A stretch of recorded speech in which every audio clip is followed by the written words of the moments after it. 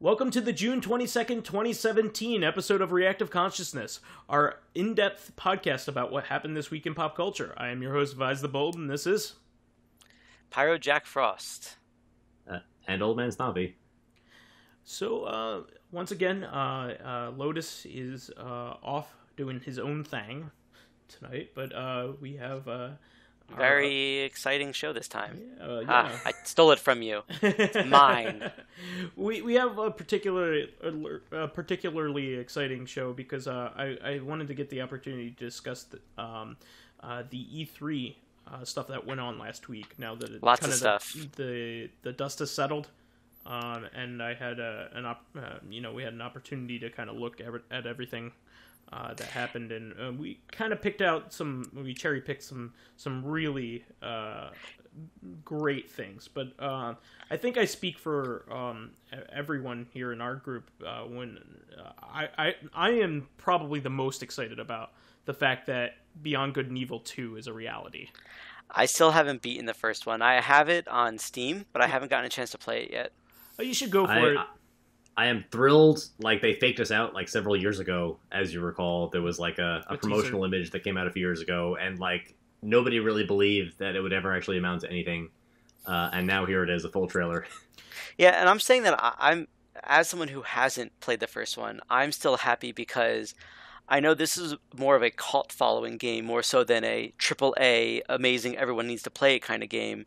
So I'm glad that they're making a sequel of a game that really kind of just had a cult following. Well, it's also a pretty amazing game that everyone should play.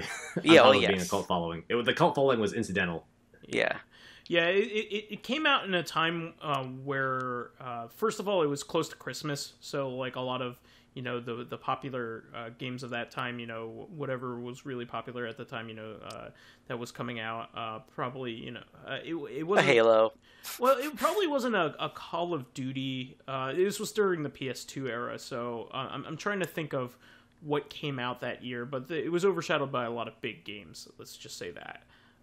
It was during the original Xbox, GameCube, and PS2. And there was just I think there was just too much released all at once. That was also during the same season that Prince of Persia: Sands of Time was released, and that was kind of underperformed too, despite its lineage. Pretty much without the Prince of Persia games, we wouldn't have the Assassin's Creed games. Beyond Good and Evil 2, the original Beyond Good and Evil was just great because it had a really great, strong female protagonist, first of all, in a time when that was rare. It also was a really great adventure-style game that had a lot of personality, and also had a lot of really cool mechanics. Like, at the time, having a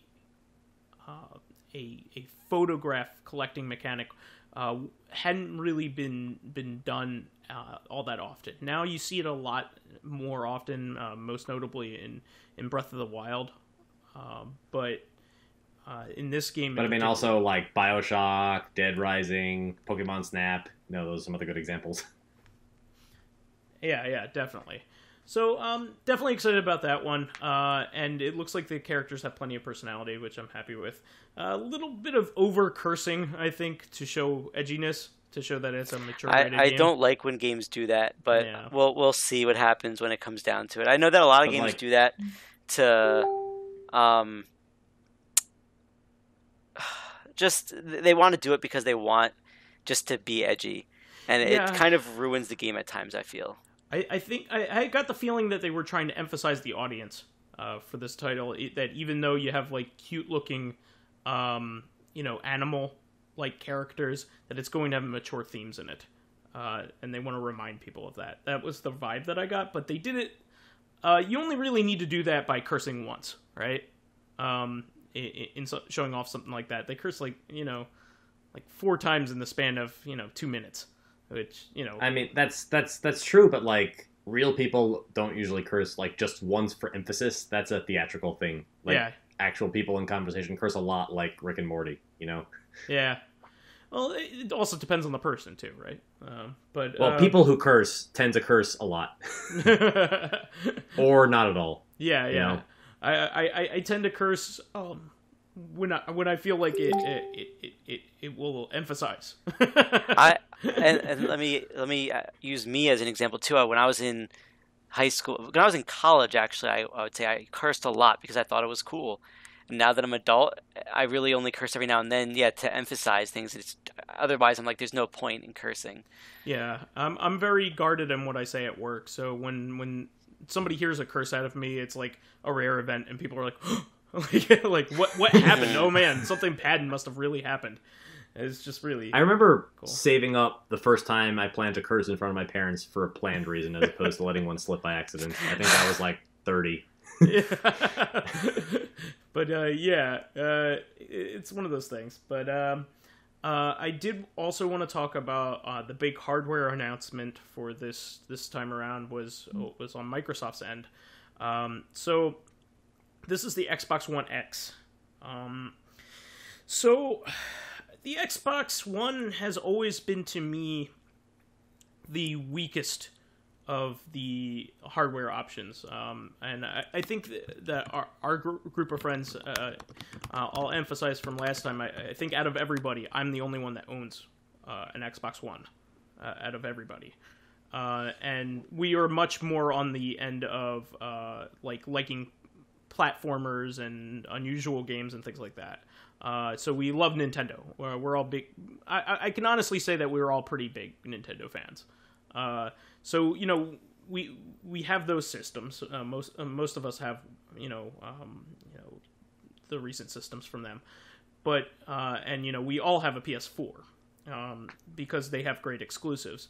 And I think a lot of us like the PC game now. So Xbox One really kind of takes place of the PC gaming. I think it's a really good alternative to building a gaming PC, which is a big pain in the butt and very expensive, honestly.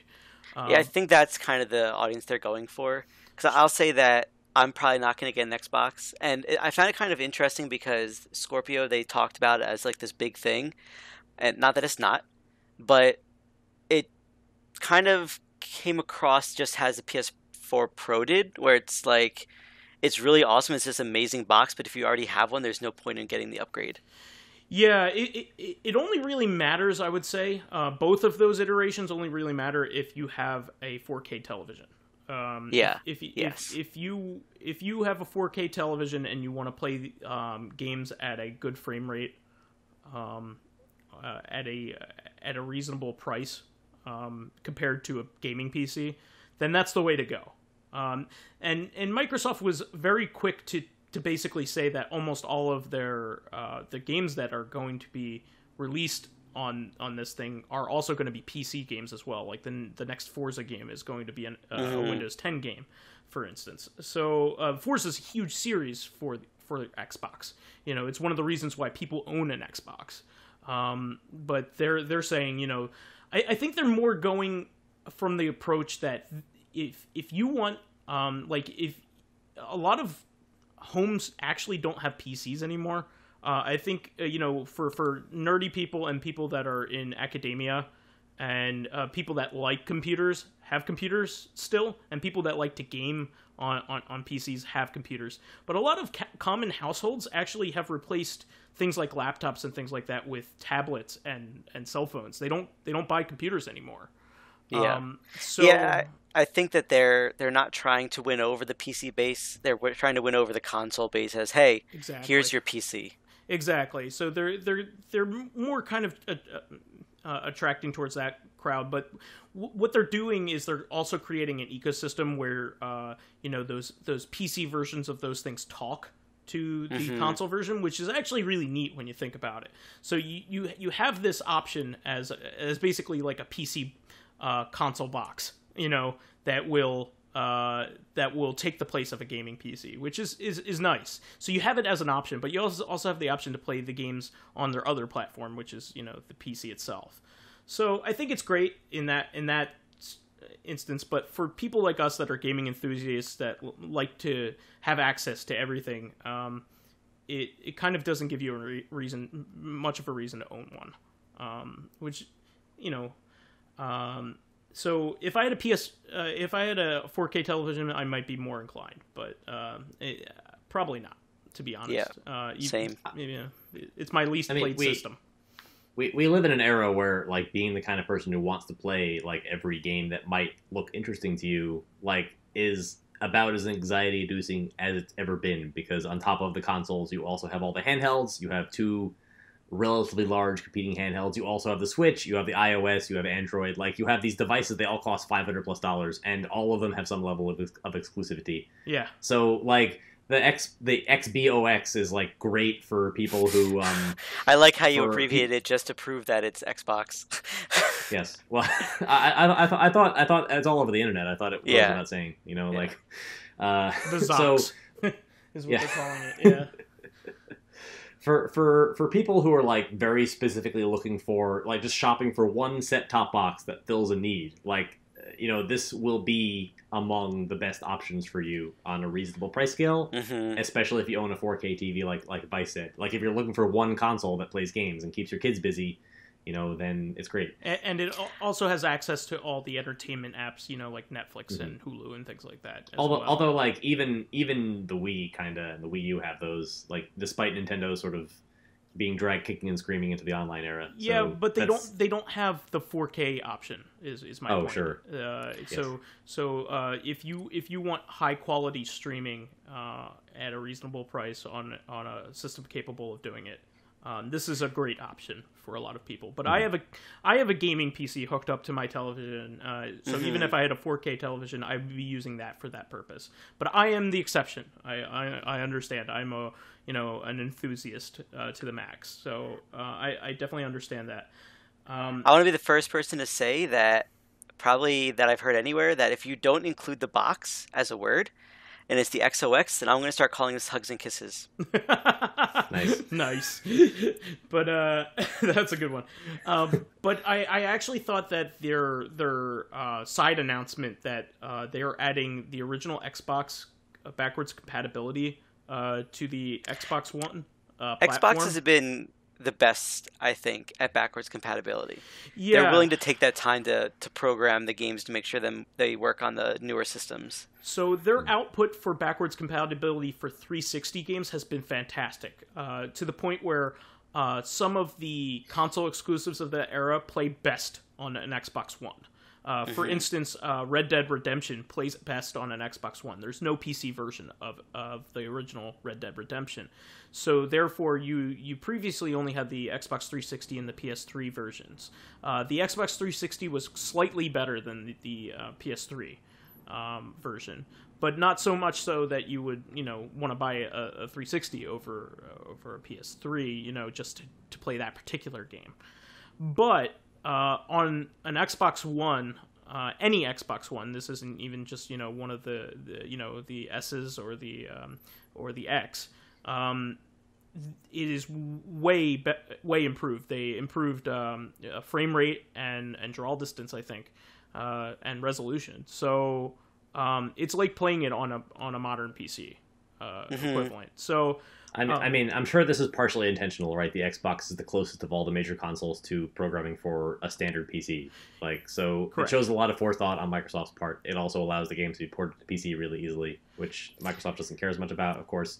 Like, they're not as worried about it as the other console manufacturers are because they have a hand in the PC market too. Sure. They are the PC market, rather. Right. Well, I mean, Apple now has overtaken them as the number one vendor, but that's besides the point. Well, there you go. But I meant that they're PCs, rather than Macs. Yes. But anyway,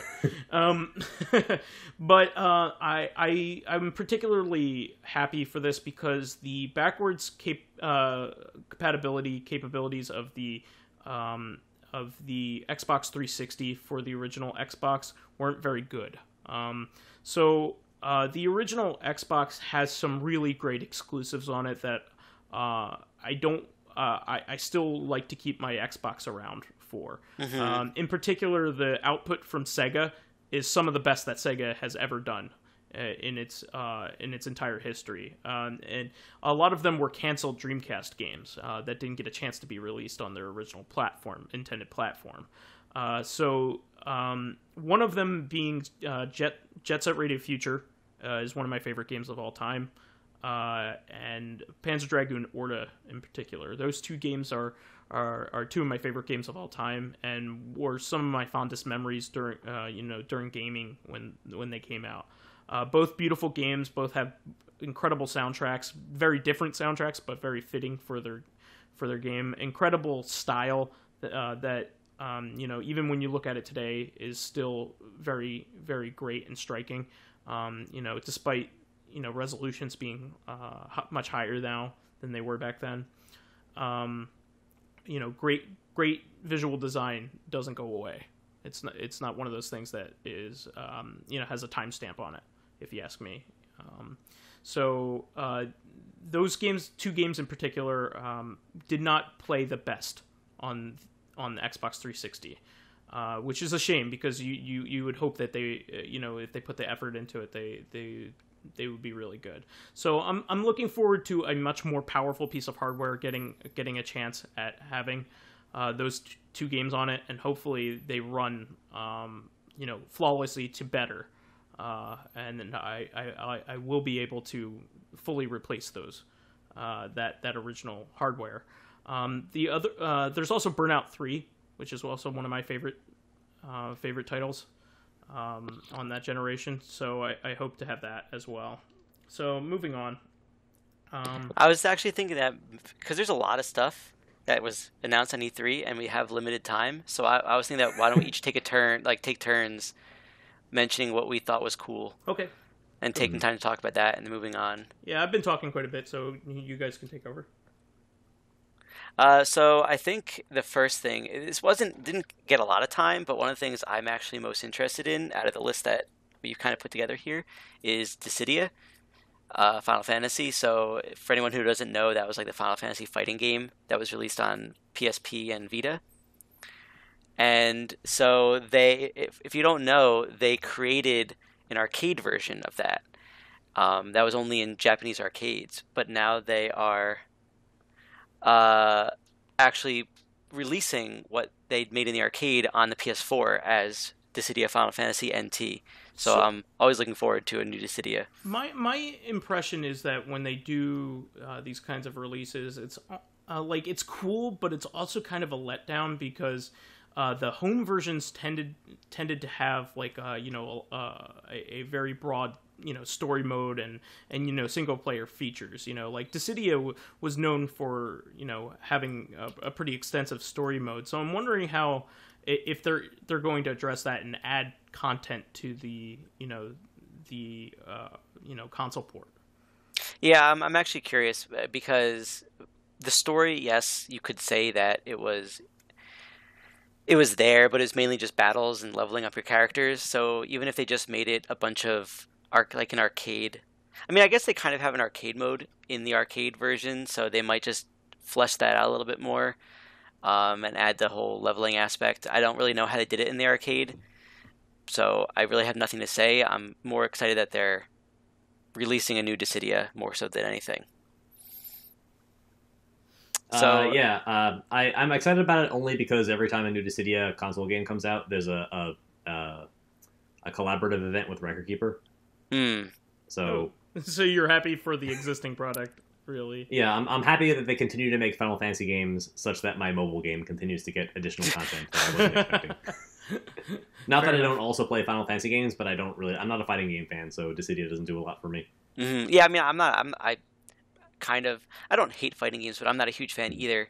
I really like Dissidia's combat system. It really did something. The concept is nice, and I like the having visual design, a Final Fantasy equivalent of Smash Brothers is really cool. And the visuals are interesting. Like seeing some of the 8-bit and 16-bit characters translated to full 3D models for the first time pretty cool. Yeah. Seeing like I remember when the original came out on PSP. Seeing something like the Onion Knight was my favorite character. Yeah, was very much a novelty at the time, because we didn't have any access to the third game in the series until the DS game came out, basically. So it was pretty cool seeing that. Right. So, OldManStompy, anything that you saw from E3 that you really liked? So the thing that got me the most, and I think I made a Facebook post about this, was that only Nintendo can get people really excited by showing the number 4. Yeah, this was my other really big game, exciting release here, news release here. I absolutely love this. Yeah, so my friends and I, when we were in physics, we had a joke about the Metroid Prime series. Of course, I'm referring to the announcement of Metroid Prime 4, on top of the announcement of a 3D remake for the 3DS of Metroid 2, right? Yes. Yeah. Which explains a lot of things. For one, it means that Nintendo is still pooping out titles for the 3DS in spite of the Switch, and that they still care about Metroid. Yes, it means they still care about Metroid. It explains why they went out of their way to shut down that fan remake of Metroid 2 that came out like last year. Another Metroid remake. Yeah, that literally the name, another Metroid 2 remake. I guess like the story behind that is interesting, because I guess it was like one of several Metroid 2 remakes that all started around the same time. When it's like the a only lot one of people that were on completed. and it's the only one that finished. So the title is like meaningless now, but it's still a really good game.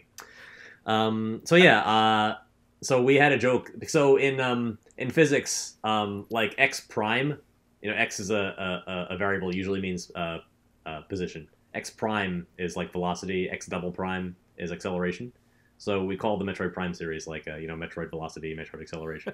and so but this came up because like nobody knew what X prime prime prime was, and it turns out it's called jerk. So like Metroid Jerk, man. Metroid's a bunch of jerks. Like, so I guess to me that was really funny. So didn't even know what 3 was. I doubt anyone knows what 4 is. 4 primes. Well, it turns out I looked it up on Wikipedia, and it's called Jounce. So Jounce? Metroid Jounce, yes. Nice. Trust me, like I was in academia for a while. Like everything in science is named after something, even if it's just like somebody's name because some graduate student wrote a thesis about it. Like nobody cared about. But everything has a name, no matter whether you think it deserves it or not. Yeah, I was really excited about this. I'm a huge Metroid fan, and even bigger Metroid Prime fan in particular. The Metroid Prime trilogy is probably my favorite game of all time.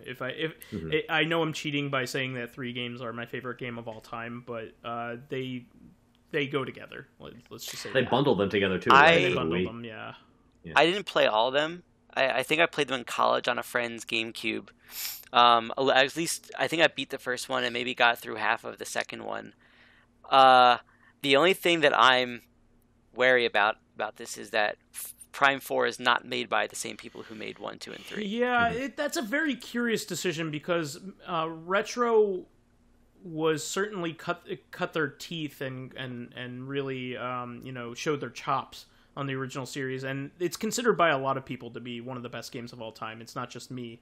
A lot of people love that interpretation of the Metroid formula, and I think it's even better than Super Metroid personally. But I like Super Metroid more. Super Metroid's great. I'm not Metroid Fusion discounting that. I love Metroid in general. I love Metroidvanias. It's probably my favorite type of video game is a Metroidvania. I play a lot of them. I played Ori in the Blind Forest. And the Brown Forest. The Brown Forest. It smells there. That game had a sequel announced during the Microsoft conference, right? That was pretty exciting. Oh, neat. I'm wondering how they're going to do a sequel to that, because that game had a particularly emotional and a very poignant ending. So... I'm wondering what they're going to be doing with that. It'll just be a different story, I guess. Yeah. But anyway, getting back to Metroid, I'm really glad that their interpretation of doing a remake for Metroid 2 goes in a different direction than AM2R, so it's not really competing. It's its own thing. Like it. First of all, I have to say that Nintendo's interpretation is uglier than AM2R. AM2R has some beautiful, really nice looking and colorized sprite art that's really beautiful. But well, I mean, some of it is like pulled directly from Metroid Fusion and Super Metroid, so I can't give them all the credit. Yeah. No, you're right. But it is aesthetically pleasing. Yes. Even the new stuff they added. I really think Nintendo has overall gone away from the sprite stuff. So that's probably because their remake is 3D, right? If I remember correctly. 2.5. Yeah. But I mean, that means the models are all 3D. Correct. So I think a lot of mainstream companies are going away from sprite-based games. And that's understandable. It takes a long time to make HD high definition sprites. But this one's cool because they're adding a lot of mechanics. There's a lot of melee mechanics that aren't really used in Metroid in general that they're trying out with this one. So I'm excited. But I'm a little weary about Metroid Prime 4. I mean, they didn't show much on it other than the 4, but I'm excited that they're giving the series a shot again. And I'm glad that my favorite series is continuing on. So I'm really glad. It's fairly rare when a series gets translated that has like deep roots in the 8-bit and 16-bit era gets retranslated to like the modern 3D console generation. And actually plays substantially differently, and like where the game's mechanics evolve along with the technology. Like Nintendo tends to do that pretty well. Mario evolved really well, Zelda evolved really well, and Metroid evolved fantastically. Right? So, but like the newer Metroid games, they went back to the handheld systems, and they tended to go back and play like Super Metroid a lot. So like Metroid Prime was the evolution of Metroid for a new console generation. I'm glad to see them going back to that, instead of just continuing to make side-scroller or side-scroller-like Metroid games, because Other M was kind of like a side-scroller, even though it was Other M wasn't that great. Yeah, well, that's besides the point. It's pretty funny that Other M is actually the only Metroid game I've never played.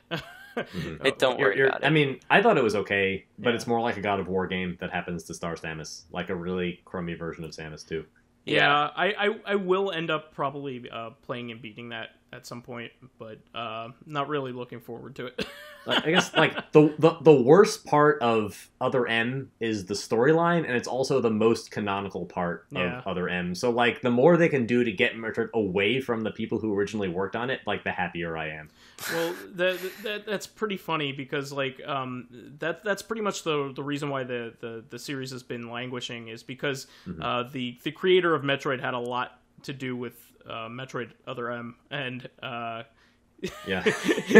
he subsequently got very butthurt that nobody liked his game after three fantastic, perfect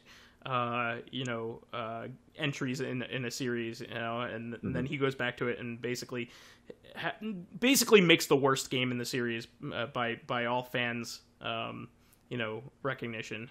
It's kind of funny.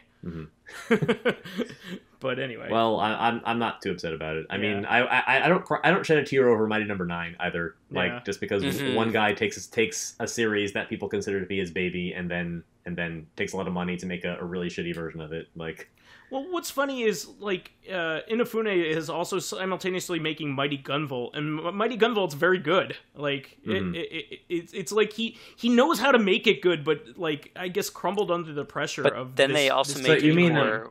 You mean Azure Striker Gunvolt? Yeah, or that's Mighty what I meant. Gunvolt? I meant but he's making spin-offs called Mighty Gunvolt. That one's out already, right? It's like a pre-order bonus for Azure Striker Gunvolt or something. It just happens to star Beck.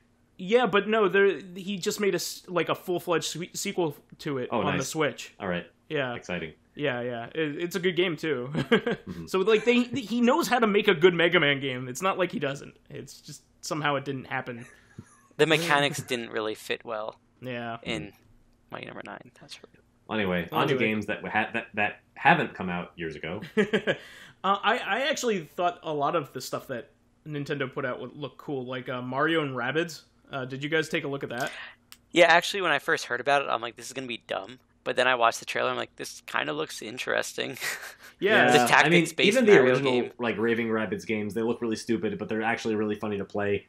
I just don't tell anybody I play them. No, I actually really love the Rabbids as characters. I had the first Raving Rabbids game for the Wii, back when, it was one of the first games ever released for the system.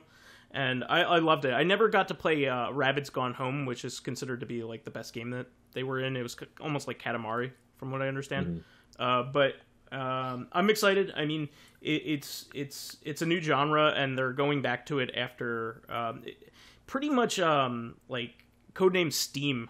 Codename Steam was the last game that they made that was kind of like this. So I'm glad that they're trying it again, and putting a new sheen on it. So I think that looks a lot of fun. Plus they're kind of poking... That says a lot too, because Codename Steam didn't do all that well. So for them to revisit the well is also pretty inspiring, I guess. Yeah. And I also think it's really cool that they're poking fun at themselves. They have a rabbit that thinks it's Princess Peach, and there's a rabbit that thinks he's Luigi. Are your partners. So it's really great. It looks interesting. Super Mario Odyssey is...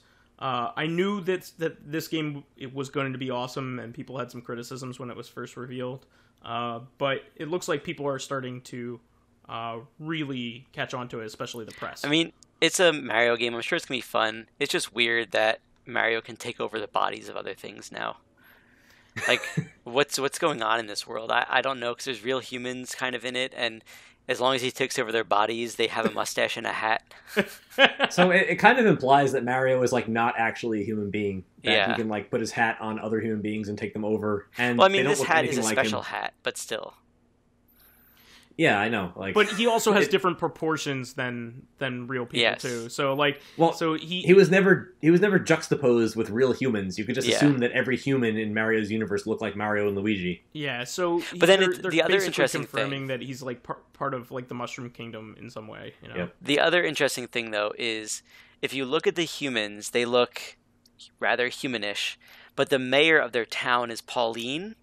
And she does not look human. She looks more like Peach or Mario looks. So it just makes everything else weirder. Yes. This is like Sonic when they in Sonic Adventure they introduced realistic humans, just with this cartoony hedgehog running around his city. It's just really we'll have to get pretty deep in the lore, to find out what's going on here, right? But the levels look fantastic. That's what I mean. The levels are probably gonna be fun. Just this whole the style of the fact that they have humans is weird. I don't know why they didn't just have Mario-looking people I don't get it. Body shape. It's also called, the level is called New Donk City. That's it's just not something that rolls off the tongue at all.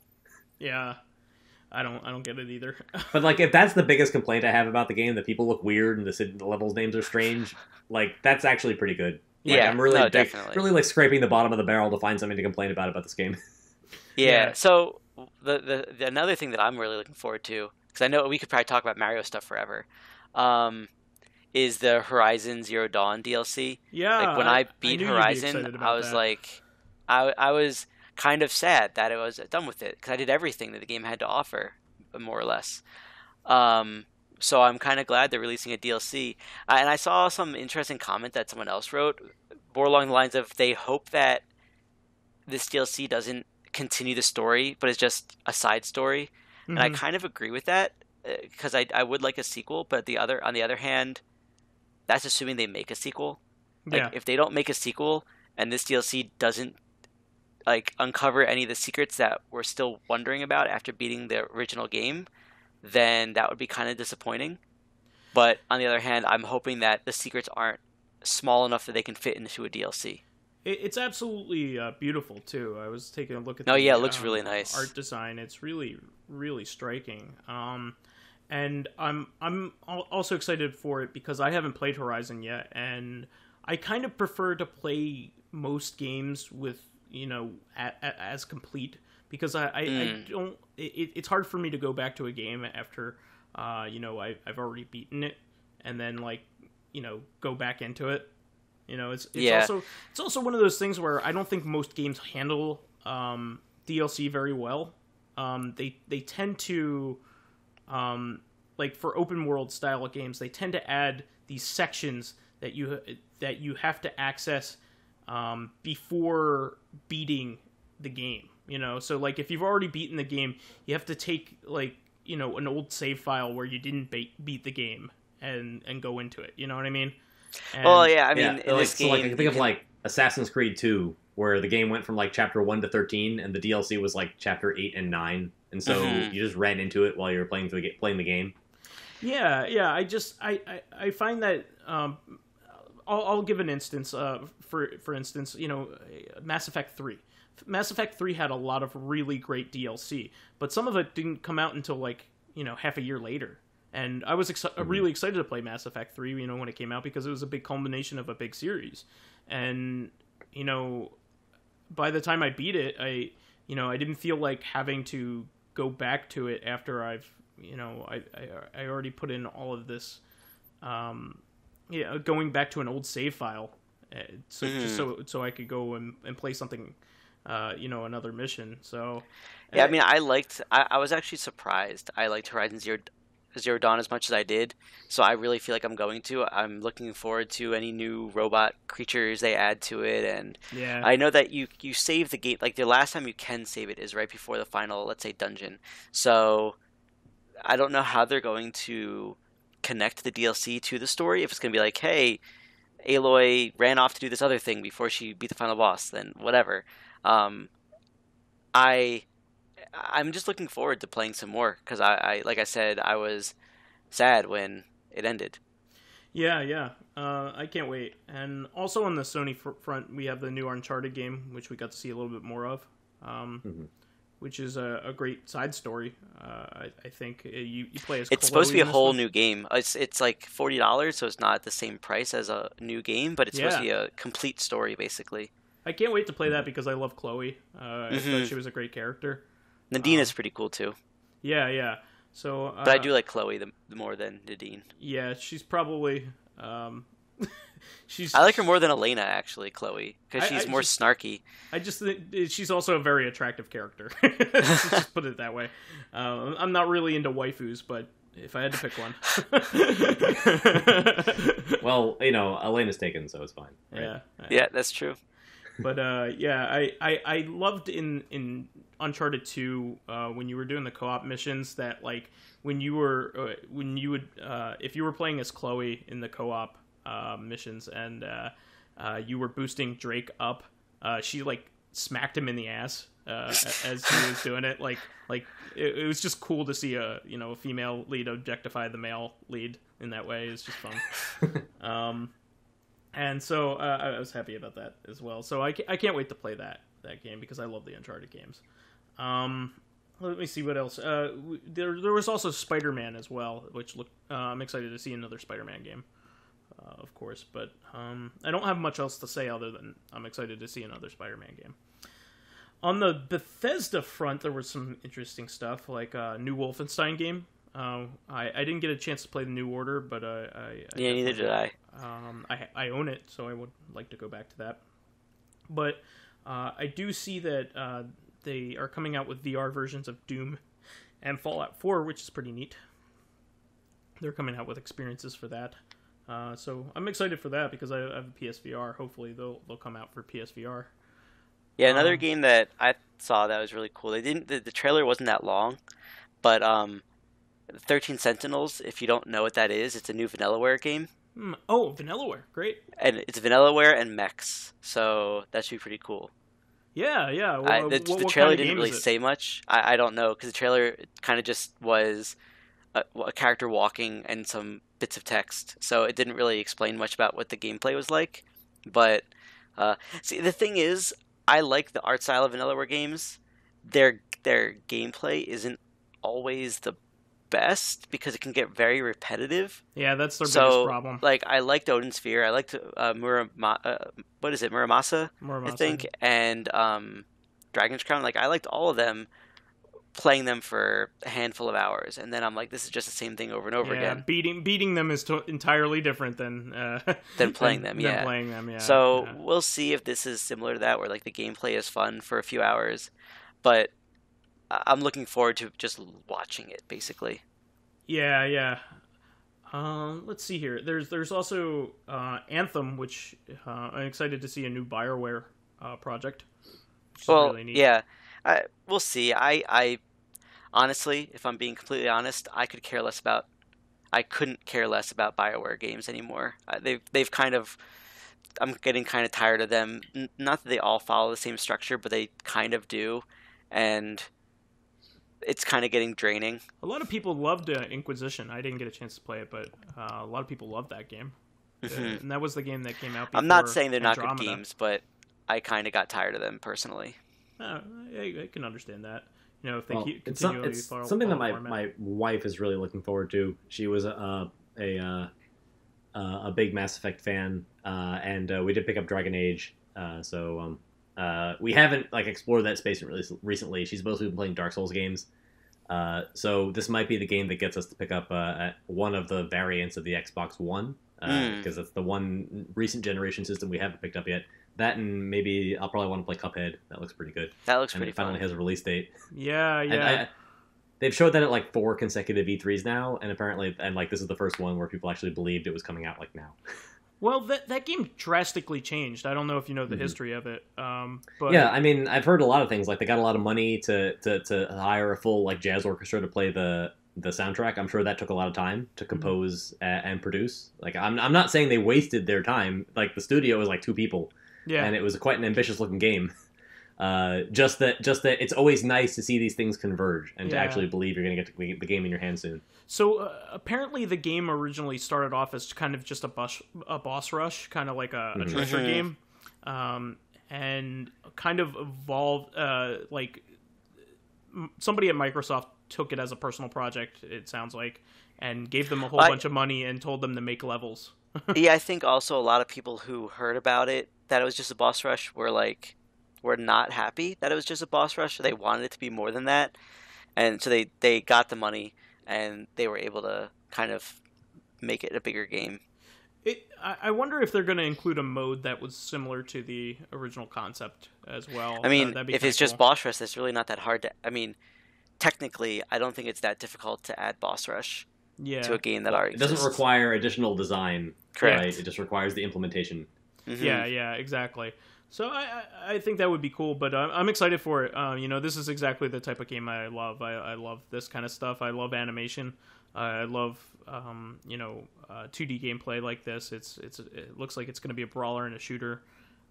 Can't wait for it. I mean, did you guys see the I Am 8-Bit vinyl that is coming out for this game? No. No. Maybe I'll hear it at your place someday. Well, here's the thing. I don't know whether I'm gonna like the music for the game yet. So I mean I've heard some of the songs in the trailers and stuff, but I don't know whether I'm gonna like it on the whole. So I'm really a little weary of ordering something before I know it's good. But the presentation of it is phenomenal. It looks like a 1920s record folio. It comes with 4 records. They look like old style records with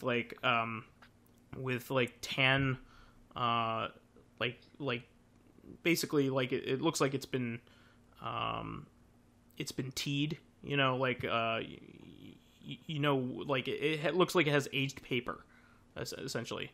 And cool. It's in a really cool looking period style folio that looks really, really neat. And so the presentation's phenomenal. I just hope it's the soundtrack lives up to it. It's something that I would want to listen to. And it's probably going to be one of those things where I don't pre-order it now, and then I end up liking it, and then it's all sold out by the time I realize I liked it. So who knows? But I've been trying to be less ridiculous in that respect by doing stuff like that. So.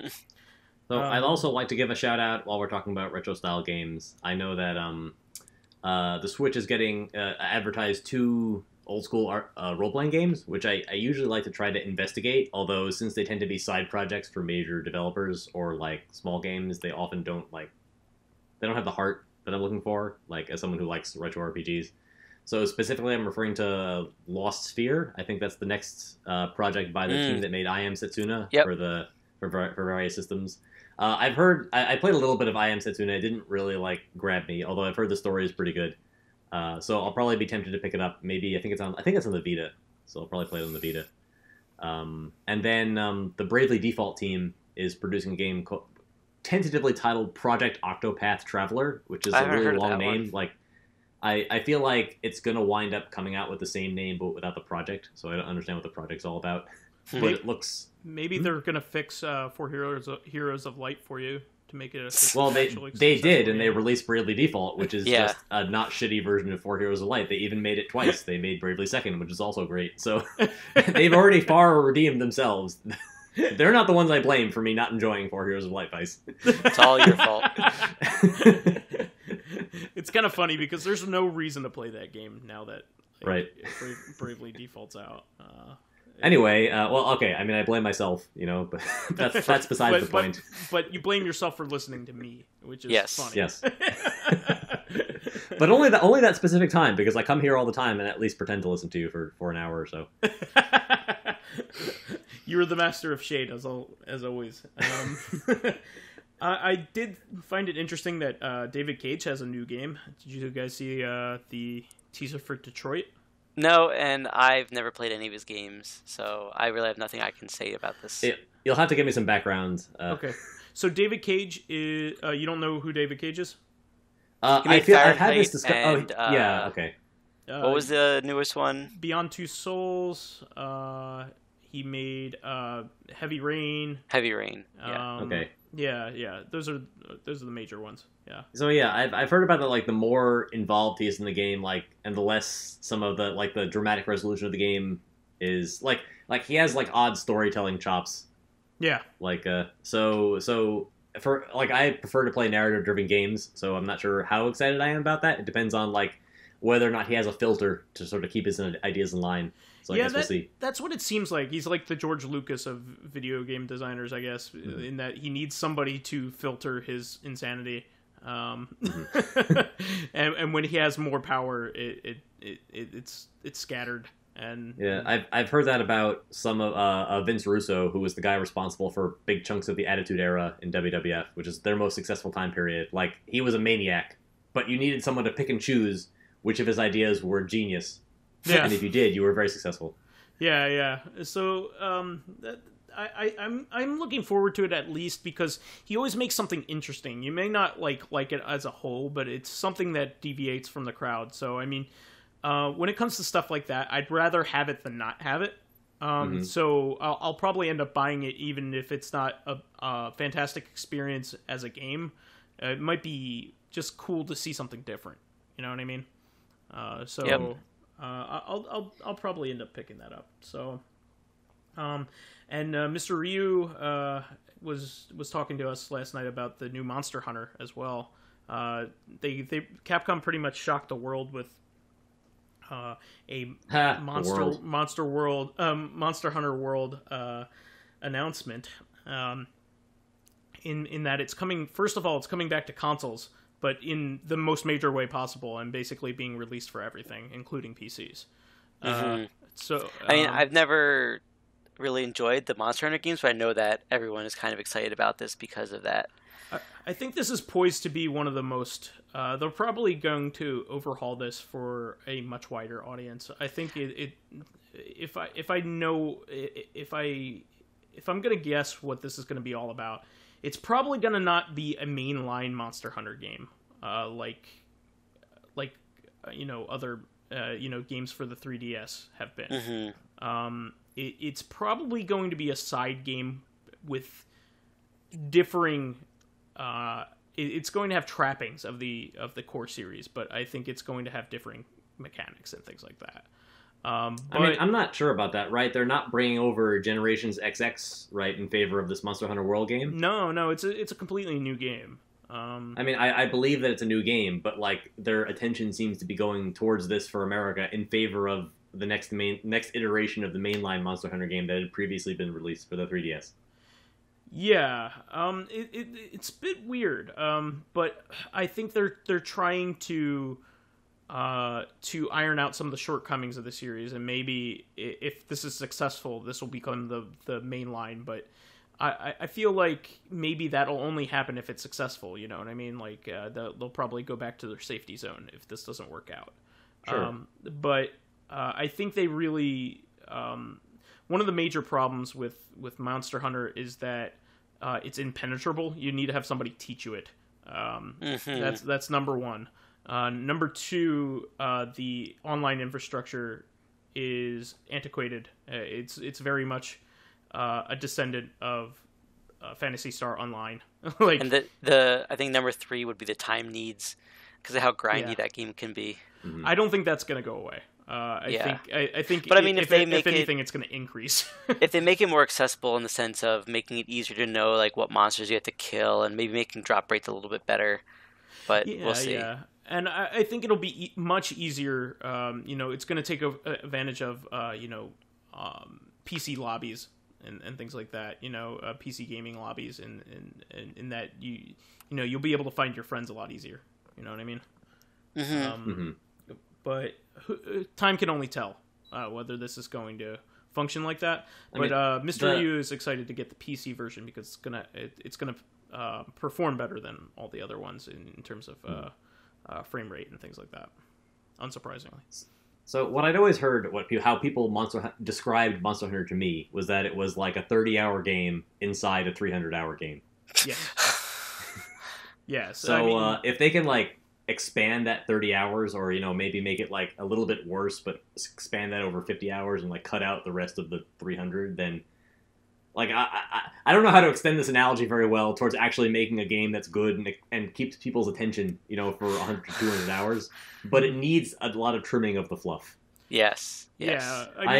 So Mr. Ryu and I have a long standing running gag where I complained all the time about how I could never get myself into Monster Hunter. I could never see myself playing the game for 200 hours. But then he comes back to me and he tells me, well, you played Animal Crossing for 500 fucking hours. How could you not have the time to play this game? And it's like, Animal Crossing you play for 20, 30 minutes a day, and it just slowly adds up over time. But Monster Hunter is real easy to spend 2-3 hours playing the game and accomplish absolutely nothing and feel like you never got anywhere.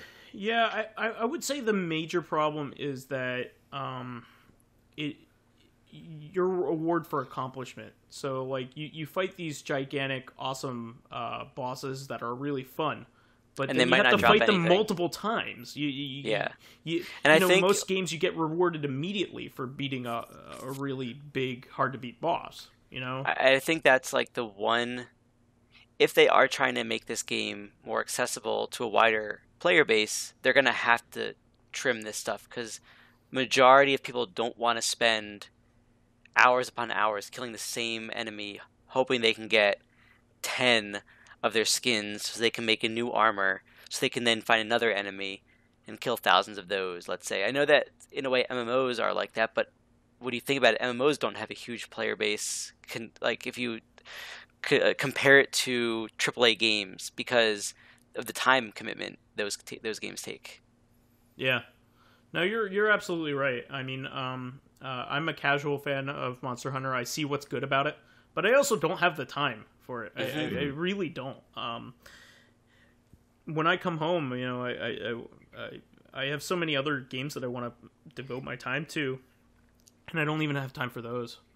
So like Vice, I did play Monster Hunter 4. I played about 12 hours, which is long enough to get the first real armor set that you can get from the first boss that drops an armor set that you'd actually feel powerful carrying to future boss fights.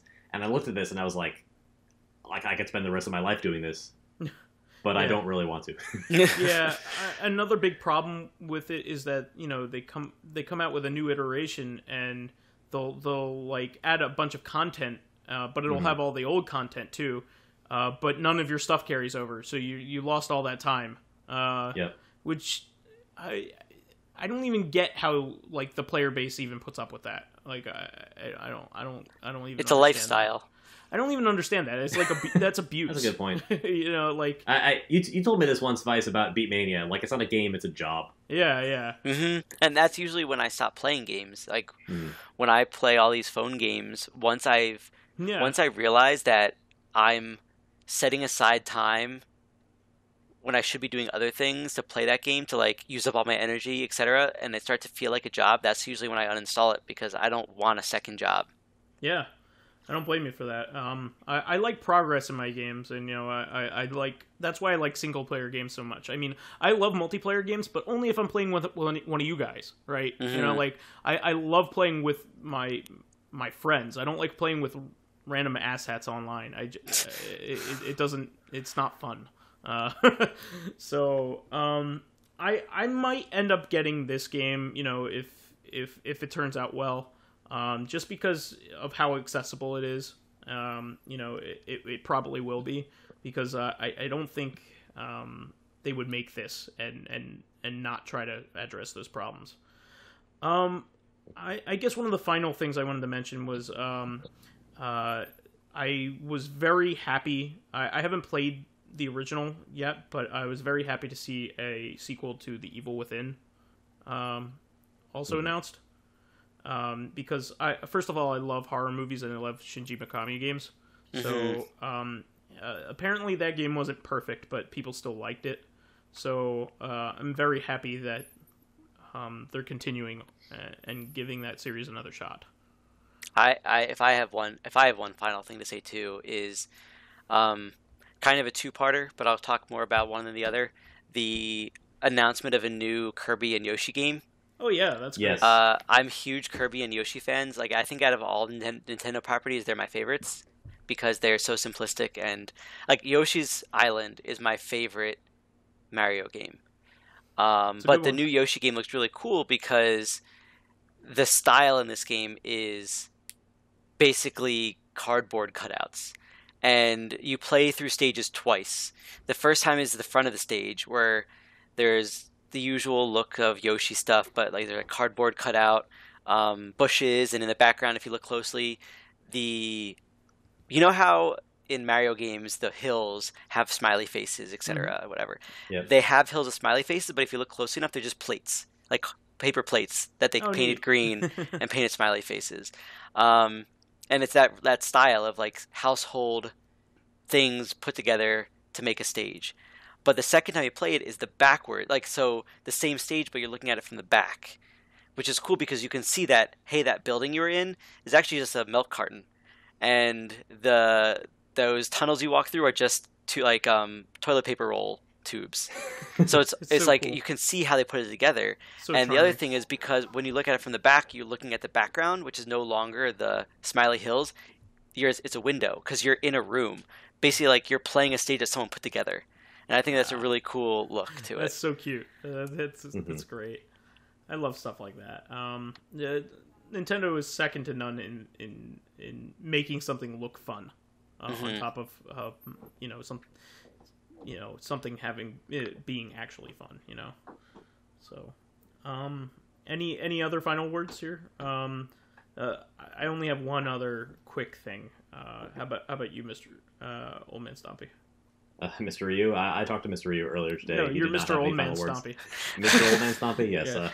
Yeah. So I would like Sir to have OldManStompy. A few minutes, not related to E3, just to say congratulations to the Money in the Bank, Mr. Money in the Bank, Baron Corbin. So I called on Corrective Consciousness that he would be the Money in the Bank winner, and it turns out he did win. So I didn't watch the pay-per-view this Sunday. I heard it was quite poor.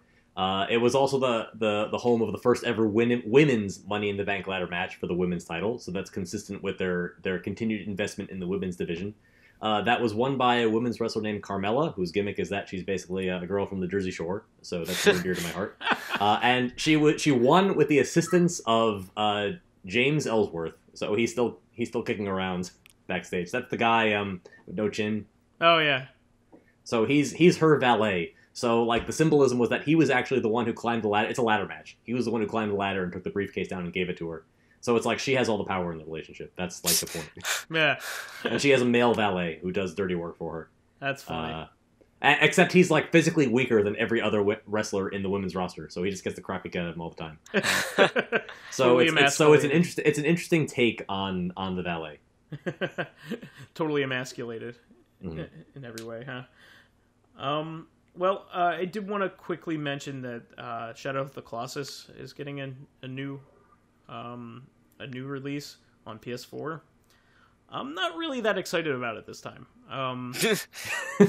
I was excited for the PS3 version because they improved, greatly improved the PS2 version, because it had a lot of frame rate issues, because that game was made under incredible circumstances. They made it work on a system that probably shouldn't have been able to handle it at all. So they made an even better version of it on the PS3. So that's when I actually played the game for the first time. PS4 version isn't going to add any content or anything. They're just going to remake the game with new assets. I can't say I'm really excited about that. I think that's cool, but am I going to pay $40 for a game a third time?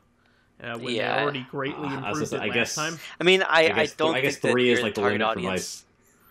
What's that? I guess 3 is like the limit for Vice. Well, I mean, if it's at a really cheap price at sometime in the future, and if I want to ever really replay the game, sure. But I don't know. I guess updating it one more time, when the gulf was already gigantic and the first time they remade it, Yeah, like what else? What can really change? I mean, like you said, it's just the textures. Not much else has changed, so it's not really worth it. I was going to say that you might not even be the audience. It would probably be people who played Trico, whatever that one, Last Guardian, and want to play other games by that company, and they're like, "Oh, cool! Look, I can play Eco, I can play Shadow Colossus, etc., etc." Yeah, it's a good point. So I think that's it from me. Yep, that's it for me. Okay. I was already done talking about video games like 10 minutes ago. So.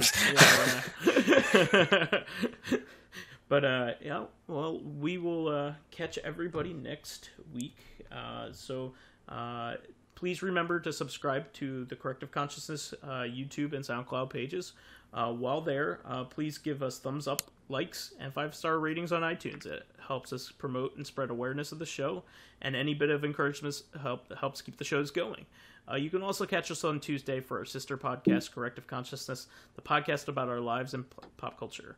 And finally, you can friend me as VyseTheBold, VyseTheBold, on Steam, PSN, Xbox Live, and Twitter. I will also put in a plug here for Lotus Prince's Patreon. He works very hard on the content that he provides to make sure that it's very great in quality and something that he likes to put out. And he puts in an obscene amount of effort into his comparison videos in particular. So please support him. It also supports the podcast as well, since it's on his channel. And it helps everybody keep going. And you can find me as PyroJackFrost or Cloudoid540 on most gaming outlets. Yeah. And you can find me as OldManStompy basically everywhere where I want to be found. That's why I chose that name. That's it. That's Mr. OldManStompy to you. Sir. No, oh, Sir yeah. OldManStompy. Mr. OldManStompy is my father. So that means you're OldManStompy Jr.? David Yes. As long as there are no follow-up OldManStompy. questions. I have to discuss with my wife about continuing the line. I think she'll be very happy about that. Is that Young Man hyphenated Stompy. all throughout, or? But anyway, OldManStompy the Third, Esquire. PhD. So we will catch everybody on Tuesday. Have a great week. Good night, everyone. Or good morning. Cheers. Bye.